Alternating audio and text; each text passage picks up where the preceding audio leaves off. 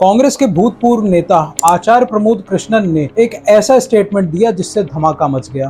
राहुल गांधी जी ने अपने नजदीकी लोगों की एक बैठक में अमेरिका के रहने वाले अपने एक शुभचिंतक के कहने पर, इशारे पर, सलाह पर यह बात कही थी कि अगर हमारी सरकार बनती है तो हम सुपर पावर कमीशन बना करके राम मंदिर के फैसले को पलट देंगे। राम मंदिर के इनॉग्रेशन पे कांग्रेस के सभी नेताओं ने वहां जाने का इनविटेशन डिक्लाइन कर दिया और उस वक्त आचार्य प्रमोद कृष्णन ने अपनी पार्टी की काफी आलोचना करी थी और बाद में उन्होंने पार्टी छोड़ दी थी। और इसके बाद कांग्रेस के कई लीडर्स ने एक एक करके पार्टी छोड़ दी, पार्टी के एंटी हिंदू होने की वजह से। कांग्रेस की एक महिला पॉलिटिशियन राधिका खेड़ा ने तो यहाँ तक एलिगेशन लगाए कि उन्हें एक कमरे में बंद करके उनके साथ बदतमीजी की गई। मैं सुशील आनंद शुक्ला जी से बात करने गई तो उन्होंने मुझसे बदतमीजी करनी शुरू करी, मुझे गंदी गंदी गालियां देनी शुरू करी। करीबन 1 मिनट तक कमरा अंदर से बंद रहा और मुझे गंदी गंदी गालियां दी गई। तीनों उठ के मेरी तरफ आए। मैं अभी भी जब उस घटना के बारे में सोचती हूँ तो मेरे रोंगटे खड़े हो जाते हैं। मैं चीखती रही, चिल्लाती रही, बाहर भी लोग थे लेकिन किसी ने दरवाजा खोलने की कोशिश नहीं करी और जो बाकी के 2 आदमी थे उन्होंने दरवाजे के आगे खड़े हो गए और मुझे दरवाजा नहीं खोलने दिया। और राधिका खेड़ा 2 दशक से ज्यादा हो गए थे कांग्रेस से जुड़े हुए। टीवी डिबेट्स का जाना माना चेहरा गोविंद वल्लभ, जो कांग्रेस के स्पोक्स पर्सन भी थे, उन्होंने पार्टी के एंटी हिंदू स्टैंस और वेल्थ क्रिएटर्स को गाली देने की वजह से कांग्रेस पार्टी छोड़ दी। आपको नहीं लगा जब पार्टी ने राम मंदिर के निमंत्रण को अस्वीकार किया, प्राण प्रतिष्ठा को, उसके बाद आपने मुझे कभी टीवी शो में देखा, कोई प्रेस कॉन्फ्रेंस करते देखा? मैंने प्रयास किया कांग्रेस के हर बड़े नेता को इस बारे में अपनी भावनाओं को अवगत कराने का। गोविंद वल्लभ तो कांग्रेस के टिकट पे चुनाव भी लड़ चुके थे और उन्होंने अच्छे भाजपा के स्पोक्स पर्सन की बोलती भी बंद कर दी थी। संबित भैया, 5 ट्रिलियन में कितने जीरो होते हैं बताना? बताओ ना। बताता नहीं, बताओ ना आज दर्शक, बता दो। आप 5 ट्रिलियन की बात कर रहे हो, बताओ 5 ट्रिलियन में कितने? बताता। पहले ये राहुल गांधी से पूछ के आओ मेरे भाई। देखिए कितने जीरो होते, ये देख लिया आपने। मैंने इनसे इनका ज्ञान आपने देखा। जहां आचार्य प्रमोद कृष्णन ने इतना बड़ा एलिगेशन कांग्रेस पार्टी पे लगाया है, कांग्रेस पार्टी ने उसको सिंपली इग्नोर किया है। पार्टी की तरफ से कोई रिबटल नहीं आया है। पार्टी चाहे तो आचार्य प्रमोद कृष्णन पे डेफेमेशन का केस भी कर सकती है। सारी दुनिया जानती है राम मंदिर को रोकने के जो प्रयास हुए, सनातन धर्म को मानने वाले करोड़ों लोगों की आस्था को ठेस पहुंची। हिंदुत्व से नहीं, हिंदू शब्द से नफरत है। उन्हें कोर्ट घसीट के ले जाया जा सकता है, लेकिन कांग्रेस ऐसा कुछ भी नहीं कर रही है। इनफैक्ट कांग्रेस के दूसरे लीडर्स तो एंटी हिंदू होने और सनातन का अपमान करने का बार एलिगेशन कांग्रेस पर लगा ही रहे हैं। लेकिन मेरी आंखों से पर्दा उस दिन हटा, सच्चाई मेरी आंखों के सामने उस दिन आई जब मैं स्वयं रामलला के दर्शन करने गई। मुझसे बदतमीजी करनी शुरू करी, मुझे गंदी गंदी गालियां देनी शुरू करी और ऐसी गालियां जिनका मैंने सोचा भी नहीं था कि ऐसे कोई शब्द भी हो सकते हैं दुनिया में। मेरे हाथ पैर ठंडे पड़ गए। मैं वो सोचती भी हूँ तो मेरे रोंगटे खड़े हो जाते हैं जो मेरे साथ उस पल हुआ। कांग्रेस में कुछ ऐसे नेता हैं जिन्हें राम मंदिर से नहीं, राम से भी नफरत है। जो राम से नफरत करता हो वो हिंदू नहीं हो सकता। मैं सुबह शाम वेल्थ क्रिएटर्स को गाली नहीं दे सकता, मेरे में उतनी ताकत नहीं है।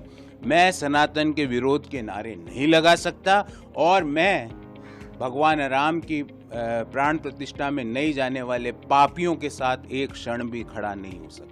साल 2010 की बात है। राहुल गांधी उस वक्त अमेरिका के कुछ नेताओं से मिलते हैं और अमेरिका के उस वक्त भारत में राजदूत टिमोथी रूमर भी शामिल थे। और इस अमेरिकन एम्बेसडर के सामने राहुल गांधी कहते हैं कि देश को लश्कर तैयबा से ज्यादा खतरा हिंदू रेडिकल ग्रुप से है। WikiLeaks revealing this was of course from the US diplomatic cables that they leak that Rahul Gandhi did voice fears of Hindu homegrown terror, voicing these fears to US Ambassador Timothy Romer back in 2009, warning him that radicalized Hindu groups in the country pose a bigger threat than Lashkar-e-Toiba. और ये बात तब कही जा रही है जब UPA सरकार के पिछले 6 साल के कार्यकाल में ढेर सारे टेररिस्ट बॉम्ब ब्लास्ट हो चुके थे। और 26/11 को कौन भुला सकता है। इस साजिश में साफ साफ पाकिस्तान का हाथ था। अजमल कसाब पकड़ा गया, लेकिन 2 दिसंबर को यानी आतंकवादी घटना के ठीक 6 दिन बाद एक किताब लिख के पब्लिश होके प्रिंट होके प्रूफ रीडिंग के बाद इनॉग्रेट होती है, जिसमें दिग्विजय सिंह, महेश भट्ट जैसे कुछ प्रोमिनेंट चेहरे होते हैं। और ये बुक 26/11 के अटैक को आरएसएस की साजिश बताती है। Nowhere in this book or nowhere in Mr. Mushrif's book you will see the involvement of the Pakistani terrorists in 26/11. कि 2002 से मैं इस बात को कह रहा था कि संघ के लोग आतंकवादी गतिविधियों में शामिल हैं। इनफैक्ट उस वक्त मुंबई कमिश्नर राकेश मारिया ने तो आगे चल के ये भी बोला कि अगर अजमल कसाब को कांस्टेबल तुकाराम रंगे हाथों नहीं पकड़ता तो हो सकता है कि हमेशा के लिए 26/11 का अटैक आरएसएस की साजिश बनके प्रूफ किया जाता और लश्कर-ए-तैयबा से लेके पाकिस्तान का सारा आतंकवादी षड्यंत्र व्हाइट वॉश कर दिया जाता। साल 2001 में जहां पार्लियामेंट में अटैक हुआ, वहीं 2008 में मुंबई की लोकल ट्रेन में अटैक होता है। गुजरात में अक्षरधाम मंदिर पे टेररिस्ट अटैक कर देते हैं और उसके बाद ये नैरेटिव बनाया जाता था कि आतंकवाद का कोई मजहब नहीं होता है। लेकिन फिर ये हिंदू टेररिज्म, सैफरॉन टेररिज्म, ये कैसे शब्द आ जाते हैं। 2010 में ही उस वक्त के गृह मंत्री सुशील कुमार शिंदे ने भी यही बात एक जयपुर के कन्वेंशन में बोली। उनके अनुसार आरएसएस के कैंप्स में हिंदू आतंकवाद की ट्रेनिंग दी जाती है। भारतीय जनता पार्टी हो या आरएसएस के हो, उनकी जो ट्रेनिंग कैंप है वो हिंदू टेररिज्म बढ़ाने का काम देख रहे हैं। जब लालू यादव यूपीए सरकार में रेल मंत्री थे तब ये भी साजिश फैलाई जाती है कि गोधरा की ट्रेन में तो एक्सीडेंटली आग लग गई थी और गोधरा ट्रेन में कभी आग लगाने की मुसलमानों ने कोई कोशिश ही नहीं करी थी। तो गोधरा में जितने कार सेवक मारे गए थे वो एक हादसे का शिकार थे, बजाय एक इस्लामिक आतंकवादी जिहाद के। अपीजमेंट की राजनीति इस चरम पे पहुंच गई कि आतंकवादियों को जी और साहब करके बोला जाता है। मसूद अजहर जी, हाफिज सईद साहब, अफजल गुरु जी को, ये इतने बड़े बड़े नेता जो जी और साहब कह रहे हैं, ये कोई महज कोइंसिडेंस नहीं है। ये इनकी विचारधारा, इनकी सोच को शो करता है। कांग्रेस की पूरी पॉलिटिक्स इस चीज पे डिपेंड करती है कि किस तरीके से मुस्लिम वोट को कंसोलिडेट किया जाए और हिंदू वोट को अलग अलग जातियों में बांट दिया जाए। जहां पे ये सो कॉल्ड अपर कास्ट को कॉर्नर करने की कोशिश करते हैं और राहुल गांधी कास्ट सेंसस की बात करते हैं ताकि कुछ जातियों का वोट उन्हें मिल जाए और जहां 30-40% वोट उन्हें मिले तो सरकार तो बनी जाती है first pass the post elections में। एक ऐतिहासिक निर्णय कांग्रेस वर्किंग कमेटी ने लिया है और यूनानिमसली लिया है, मगर मतलब कमरे में कोई ऐसा व्यक्ति नहीं था जिसने अपना पूरा सपोर्ट कास्ट सेंसस का जो कॉन्सेप्ट है उसको नहीं दिया।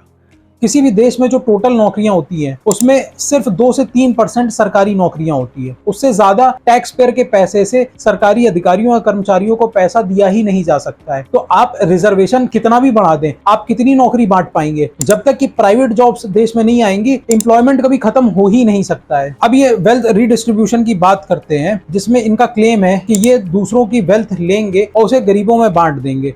जैसे ही हमारी सरकार आएगी, देश का एक्सरे कर देंगे, दूध का दूध, पानी का पानी हो जाएगा। पिछड़े वर्ग को, दलितों को, आदिवासियों को, गरीब जनरल कास्ट के लोगों को, माइनॉरिटीज को पता लग जाएगा कि इस देश में उनकी भागीदारी कितनी है। हम फाइनेंशियल और इंस्टीट्यूशनल सर्वे करेंगे। कांग्रेस का मैनिफेस्टो कह रहा है कि वो माताओं बहनों का सोने का हिसाब करेंगे, उसकी जड़ती करेंगे, जानकारी लेंगे और फिर उस संपत्ति को बांट देंगे और उनको बांटेंगे जिनको मनमोहन सिंह जी की सरकार ने कहा था कि संपत्ति पर पहला अधिकार मुसलमानों का है। जबकि मनमोहन सिंह ने तो क्लियरली बोला था कि देश में सबसे पहला अधिकार किसी भी रिसोर्सेज में मुस्लिम माइनॉरिटी का होता है। I believe our collective priorities are clear. We will have to devise innovative plans to ensure that minorities, particularly the Muslim minority, are empowered to share equitably in the fruits of development. They must have the first claim on our resources. In fact Telangana और कर्नाटका में इन्होंने OBC के हिस्से का reservation वो मुसलमानों को already दे रखा है। तो अपीजमेंट पॉलिटिक्स का ये आलम है कि ये किसी भी हद तक गिरने को तैयार है मुस्लिम वोट बैंक को साधने के लिए। सैम पिट्रोडा ने पूरे देश को बांट दिया, जहां उन्होंने नॉर्थ इंडियन को व्हाइट, वेस्ट को अरब, साउथ को अफ्रीकन और ईस्टर्न इंडिया में रह रहे लोगों को चाइनीज बोल दिया। Where people on east look like Chinese, people on west look like Arab, people on north look like maybe white, and people in south look like Africa. ये इनकी सोच दिखाती है। इनके हिसाब से पूरा देश वो इन्वेडर्स का देश है। लोग दूसरी जगहों से आए और इस देश में आके रहने लगे। और ये जो सत्यनारायण गंगाराम बढ़ई उर्फ सैम पिट्रोडा है, ये आज से नहीं, इंदिरा गांधी, राजीव गांधी से लेके अब राहुल गांधी का एडवाइजर रहा है। तो गांधी परिवार की 3 पीढ़ियों को इसने सर्व किया है और उनको एडवाइस समय समय पे दी है। लेकिन इसकी कितनी डेंजरस सोच है और ये किस तरीके से पूरे देश को बाल्कनाइज करना चाहता है और टुकड़े टुकड़े करना चाहता है। तो असल में जो टुकड़े टुकड़े गैंग जेएनयू का था, मैं तो कहूंगा कि ओरिजिनल टुकड़े टुकड़े गैंग की जो विचारधारा है वो इस सत्यनारायण गंगाराम बढ़ई उर्फ सैम पिट्रोडा जैसे लोग इसको फैलाते हैं, प्रोपोगेट करते हैं और यही कांग्रेस को एक्सपोज करते हैं।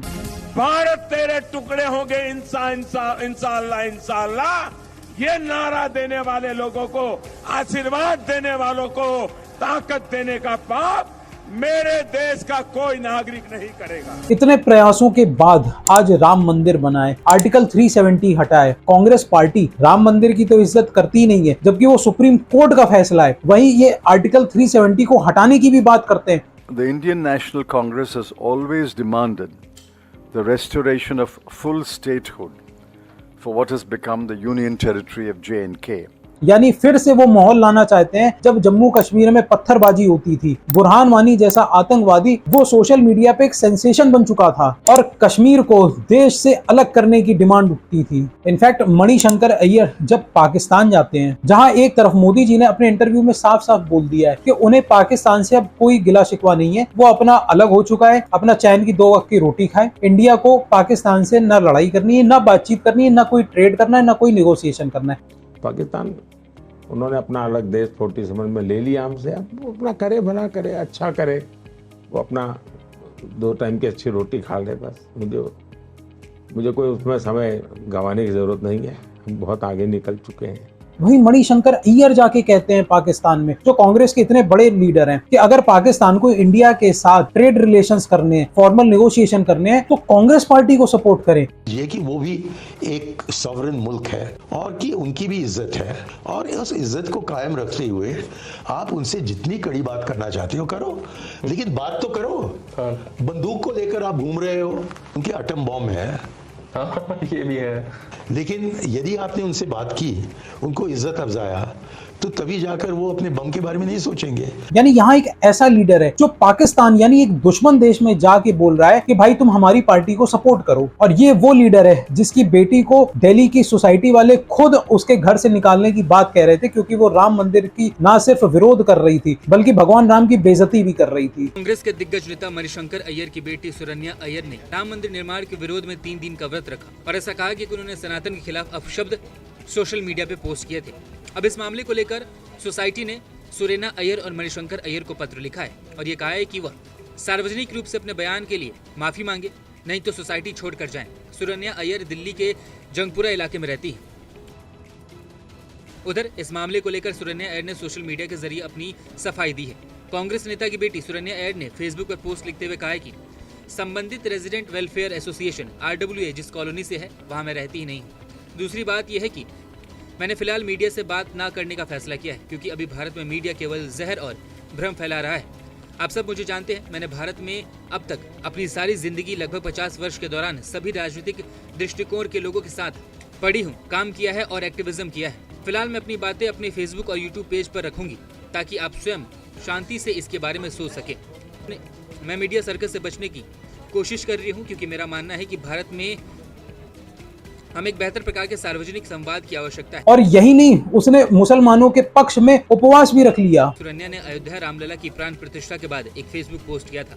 उसमें उन्होंने कहा कि उन्होंने अपनी मां के हाथ से 1 चम्मच शहद पीकर व्रत तोड़ा है सुरैया अय्यर की इस तरह की बयानबाजी सोसाइटी के लोगों में नाराजगी का माहौल पैदा हो गया और सामाजिक सौहार्द को बिगाड़ने के आरोप में इनकी बेटी पे केस भी हो चुका है। और मणिशंकर अय्यर सिर्फ 2014 में ही नहीं बल्कि इस साल भी पाकिस्तान गए हैं और इस बार फिर उन्होंने पाकिस्तान से कहा है कि आप हमारी पार्टी को सपोर्ट कीजिए ताकि हम नरेंद्र मोदी और बीजेपी को हरा सकें। ये किस किस्म की राजनीति है जहां पे आप एक दुश्मन देश में जाके तलवे चाट रहे हो दुश्मन के। After Khurshid, another Congress leader is hobnobbing with Pakistan. Manishankar Aiyar slams his own country's government on Pakistan's soil and seeks Pakistan's help to oust the BJP from power. अब जो जिस जगह पे आके खड़े हो गए हैं, स्टक हो गए हैं, अब इसमें से निकलने का क्या तरीका होगा? हमें ले आइए, इनको हटाइए। और मणिशंकर अय्यर वही व्यक्ति है जिसने 2014 में नरेंद्र मोदी को कहा था कि ये किसी काम के नहीं, किसी लायक नहीं है, चाहे तो कांग्रेस पार्टी के दफ्तर के आगे अपना चाय का एक ठेला लगा सकते हैं। मैं आपको वायदा करता हूं कि इस 21वीं सदी में नरेंद्र मोदी कभी भी देश के प्रधानमंत्री नहीं बनेंगे। लेकिन यहाँ आकर चाय का वितरण करना चाहते हैं तो हम उनके लिए कुछ जगह बना रखते हैं। और उसके बाद मोदी जी ने क्या जोर का तमाचा मारा था इनकी तुष्टीकरण की राजनीति को और इनके एरोगेंस को, वो तो पूरी दुनिया ने देखा हुआ है। कांग्रेस पार्टी से इतने लीडर्स एक एक करके जो छोड़ते जा रहे हैं पार्टी को, वो कांग्रेस के इसी एंटी हिंदू होने, भगवान राम की बेइज्जती करने, पाकिस्तान जैसे दुश्मन देश से जाके मिलने और पूरे देश को बाल्कनाइज करने, हिंदुओं को जाति के आधार पे एक दूसरे से लड़वाने, मुसलमान को रिजर्वेशन देने और ऐसे तमाम मुद्दे को लेके नाराज हैं। और बीजेपी में उनका नेचुरल इन्फ्लक्स होता चला जा रहा है। और ये बात यही नहीं रुक रही है, जितने सेलिब्रिटीज हैं वो भी आज कांग्रेस पार्टी ज्वाइन नहीं करना चाहते हैं। एक एक करके बीजेपी में एक से बढ़कर एक सेलिब्रिटीज आ रहे हैं और पार्टी को ना सिर्फ सपोर्ट कर रहे हैं बल्कि पार्टी को स्ट्रॉन्ग भी बना रहे हैं। इनकी ब्रांड वैल्यू और इनकी फैन फॉलोइंग के साथ बीजेपी और मजबूत हो रही है। सेलिब्रिटीज बीजेपी को किस लिए ज्वाइन कर रहे हैं और क्या ये बीजेपी को 2024 के इलेक्शन में हेल्प कर पाएगा, इस पूरे विषय में मैंने एक अलग डिटेल्ड वीडियो बनाया है जिसको आप यहाँ पे क्लिक करके देख सकते हैं।